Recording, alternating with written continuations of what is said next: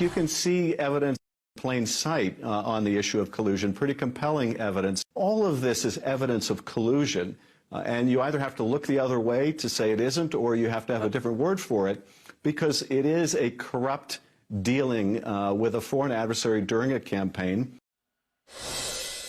Oh, yes, a little deja vu. That was California Congressman Adam Schiff, then the chairman of the House Intelligence Committee, pushing the debunked, made-up Russia collusion story, despite knowing, as chairman of the committee, that there was, in fact, no evidence to support such a thing, and saying so during President Trump's term in office.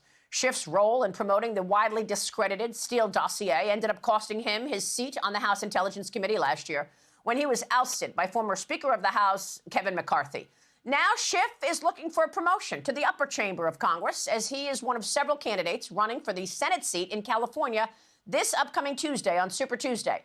It was formerly held by the late Dianne Feinstein. Joining me right now is one of Schiff's opponents, California Republican Senate candidate and former Major League Baseball player, Steve Garvey, who, in the latest poll from UC Berkeley, is currently leading the field, with the top two vote-getters advancing to the general election this November. Steve, it's wonderful to have you here on the program. Welcome. Thank you, Maria. It's great to be with you. So let's talk about your platform and whether or not you have a path to win. You are going up against Adam Schiff, you hope, in November. What's most important going into Super Tuesday for you? Well, Maria, I've had 50 years of currency here in California. You know, my days of playing for the Dodgers and Padres, September 1st of '69, I got to Dodger Stadium, a bunch of young kids, minor leaguers came up. I put a uniform on for the first time. My dreams came true. And that's really what California is all about. Over the last 50 years, people have come here with their dreams. They wanted to start families, great schools for their kids. They had their dreams. And you know what? A one-party state has suppressed that. It's taken the hardworking people of California and it's put them into a malaise. And I've walked the state the last 7 months and talked to the people, looked them in the eye, ask them about their life, their quality of life. Is it better now than it was 3 years ago? And moms had tears in their eyes. They said, Steve, we get up in the morning, we try to figure out how we're going to get through the week. Dads are saying, you know, I go to the gas station and hardworking Californians are buying $10 worth of gas in that 10 gallons. Right. Young families like mine, they can't buy a house. The single greatest currency because mortgage rates are too high. So I'm running for the soul of California.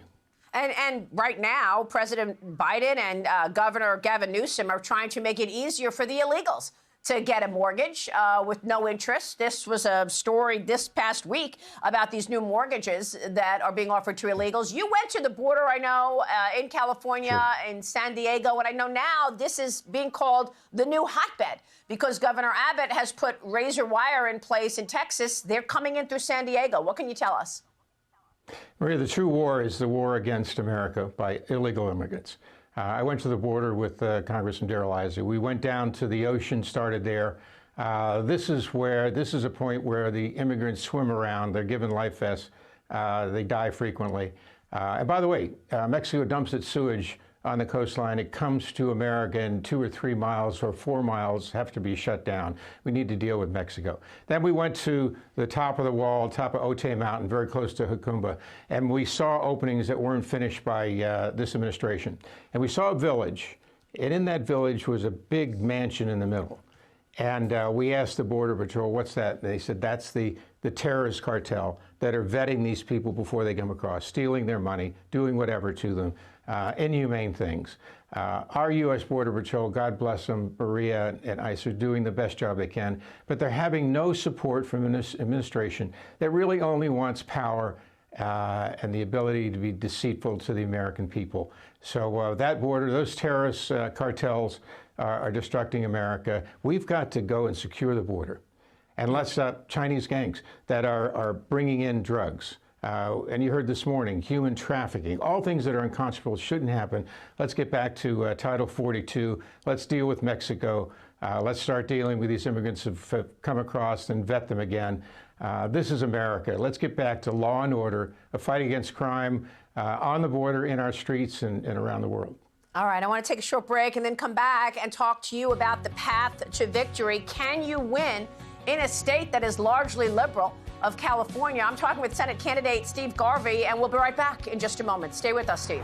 And I am back with California Senate candidate Steve Garvey. Steve, you are running in a highly liberal state. Do you have a path for victory come November? We do, Maria. This is probably the single most difficult seat in America for conservative moderate.